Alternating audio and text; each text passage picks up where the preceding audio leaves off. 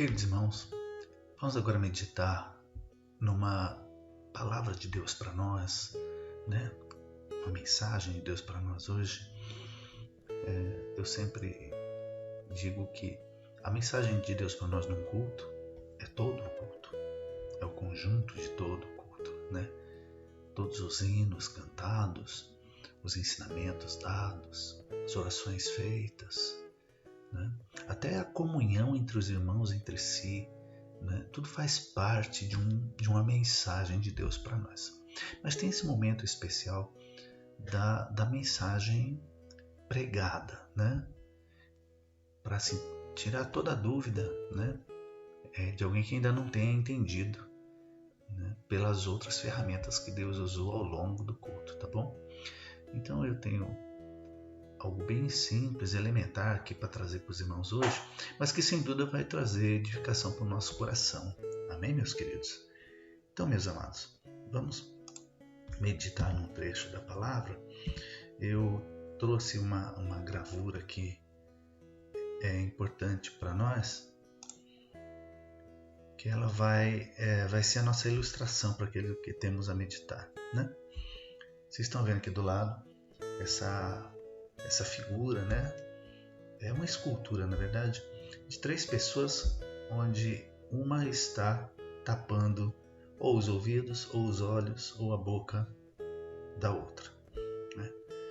E foi a gravura que eu achei mais próxima daquilo que precisamos comentar hoje aqui e dividir hoje aqui com os irmãos, né? A passagem bíblica base está no Evangelho de Mateus, capítulo 13, do verso 11 até o verso 15. Eu quero ler com os amados, né? E aqueles que estiverem nos ouvindo agora e não puderem estar com a Bíblia na sua mão, vai compreender qual é a base bíblica para a nossa pregação hoje, tá bom? Então, reforçando, Mateus capítulo 13, do verso 11 ao verso 15. Está escrito assim: Ele respondendo disse-lhes: Por que a vós é dado conhecer os mistérios do reino dos céus, mas a eles não lhes é dado? Porque aquele que tem se dará, e terá em abundância, mas aquele que não tem, até aquilo que tem lhe será tirado. Por isso lhes falo por parábola, porque eles, vendo, não veem, e ouvindo, não ouvem, nem compreendem. E nele se cumpre a profecia de Isaías que diz: Ouvindo ouvireis, mas não compreendereis, e vendo vereis, mas não percebereis. Porque o coração desse povo está endurecido, e ouviu de mau grado com seus ouvidos, e fechou os olhos, para que não veja com os olhos, e ouça com os ouvidos, e compreenda com o coração, e se converta, e eu os cure.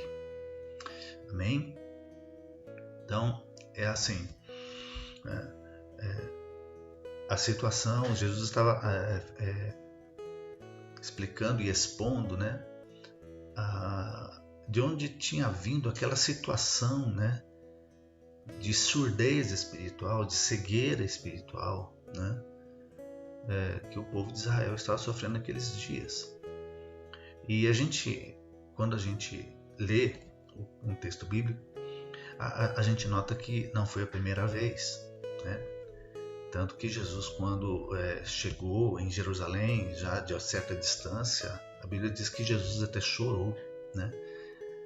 Dizendo que, lamentando sobre o seu povo, né? Que matava os profetas, né? Então ele fez ali uma menção de um esforço histórico de Deus na busca pelo homem, né? E o homem sempre ignorando, sempre surdo, né? Se fazendo surdo, se fazendo cego, para não ouvir e nem ver, né? E Jesus estava ali falando, né, aqui nesse momento aqui retratado por Mateus capítulo 13, sobre isso. E, queridos, essa é uma característica do homem longe de Deus, né? É uma característica que perdura até hoje, né? Até hoje. Porque as coisas de Deus se discernem espiritualmente, diz a palavra. E se não houver uma ação de Deus na vida de alguém, ele vai morrer de idade sem ver nada. E sem ouvir nada. Ver no sentido de perceber, né? É o que o texto diz aqui. ouvindo não ouve e vendo não percebe. Então, é uma coisa incrível, porque assim, quando a gente não tem olhos para ver, a gente não percebe mais que alguém nos mostre. Por mais que alguém nos mostre. Uma vez eu ouvi um testemunho, né? Na verdade uma pregação, né? Que contou um testemunho de uma forma bem diferente. Ele contou o testemunho de um cego que voltou a ver, né? Mas que no tempo em que ele era cego, ele perguntava para alguém que era próximo dele: escuta, eu ouço falar de flor, como é uma flor? Né? E essa pessoa explicava para ele ali, tentava fazer uma descrição da flor, né? Ou de alguma flor, a textura, o perfume, né? O tato, como era, enfim, procurava ao máximo ali passar para ele. E não foi uma única vez, nem poucas vezes em que ele perguntava de outras coisas, né? Mas a flor marcou, né? Por quê? Porque depois, um certo dia, ele fez uma cirurgia, ele voltou a ver. E uma das primeiras coisas que ele quis ver foi a flor. E trouxeram a flor para ele. E ele, olhando para aquela pessoa que lhe era próxima, a quem ele tantas vezes tinha perguntado sobre a flor, ele fez uma crítica. Eu falei: escuta, mas eu te perguntei tantas vezes sobre como era uma flor, e agora eu vejo, e você não me contou nem parte de tão maravilhosa que é uma flor. Por que você não me disse? E essa pessoa falou para ele: escuta, por mais que eu me esforçasse, por mais que eu te dissesse, né, as qualidades dessa flor, nada se compara a você ver pessoalmente, né?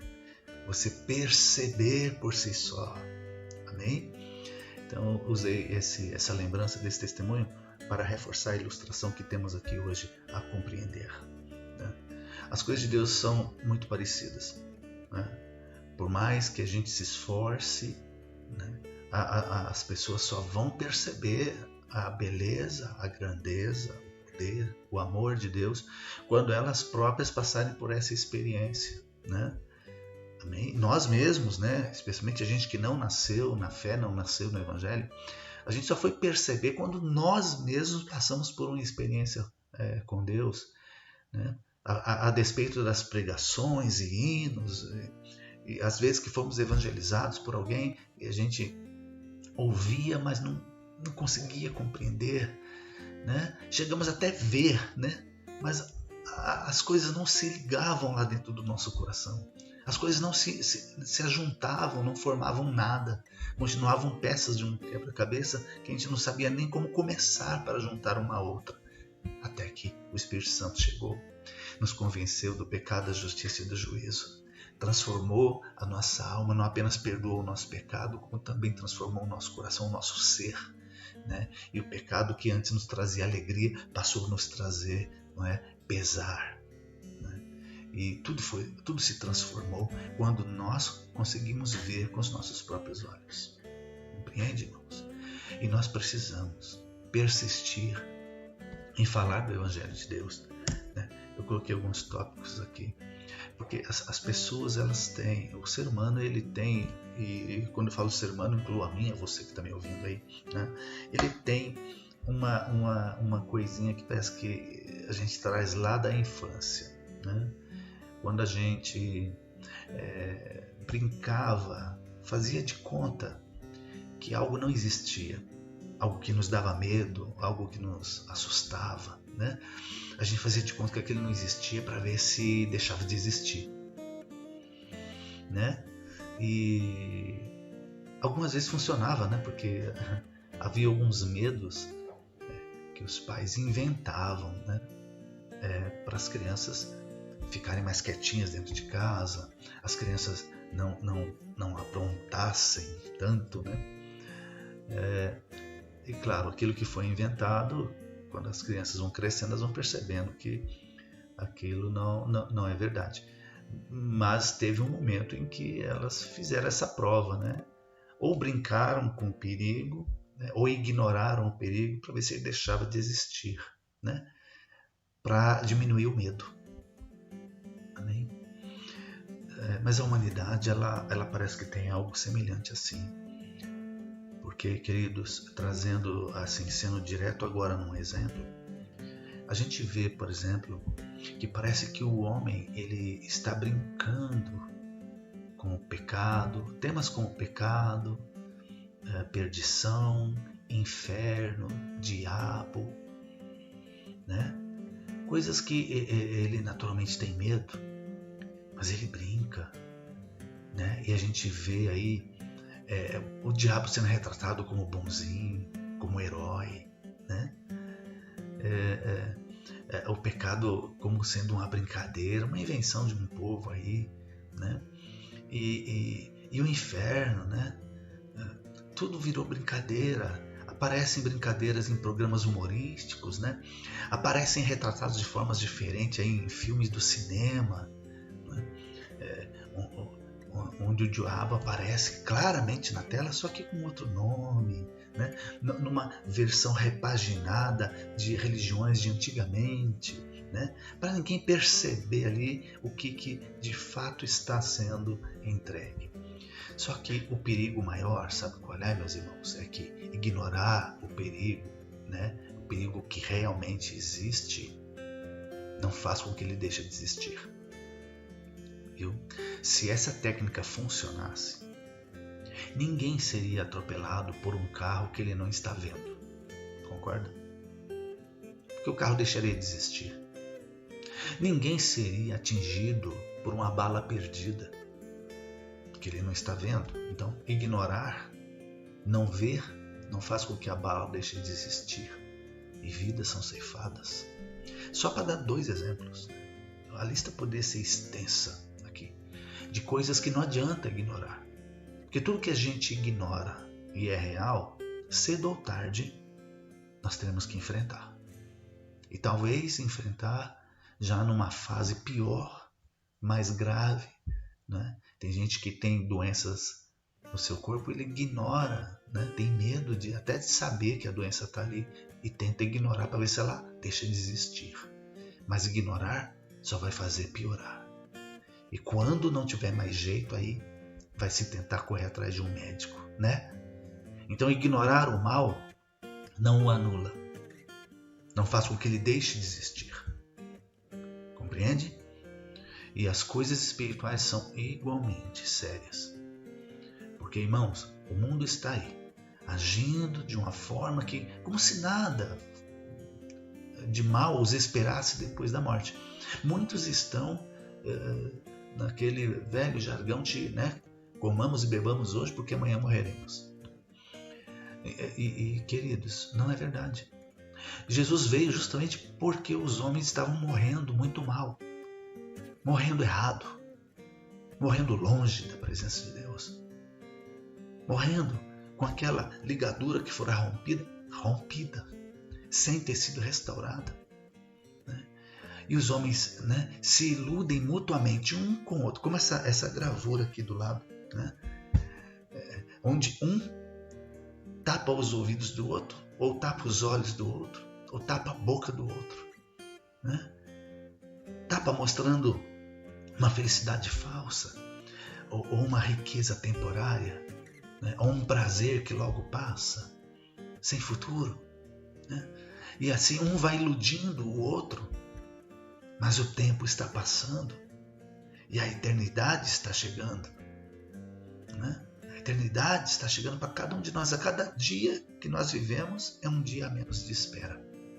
Mas bem-aventurado é aqueles que não ignoram, mas tendo sido visitados por Deus e através da revelação por Cristo Jesus, né, ganhou olhos que veem, ouvidos que ouvem e bocas que falam.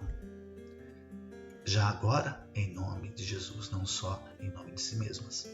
Compreende? Né? Então, é o que nós anotamos aqui. As coisas que os homens não percebem no mundo real, muitas vezes eles querem projetar no mundo espiritual também. Amém? Uma vez eu assisti um filme científico de um cientista cristão, onde ele usava fenômenos da natureza para falar a respeito das coisas de Deus. Eu me lembro um que ficou bem marcado para mim, foi quando ele contou rapidinho a história do microfone. O microfone foi uma invenção lá do século XIX, né? 1870, por aí afora. Né? O que acontecia? Esse cientista mostrou o seguinte, né? Ele mostrou a realidade dentro d'água, por exemplo. Você veja assim que quando a gente está dentro d'água, né? A menos que você esteja muito perto da superfície, você não ouve os sons de fora.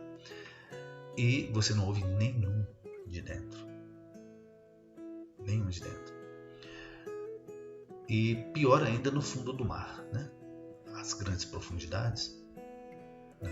Um homem com os ouvidos que tem, nesses ouvidos que nós temos, que só funcionam do ar e não na água.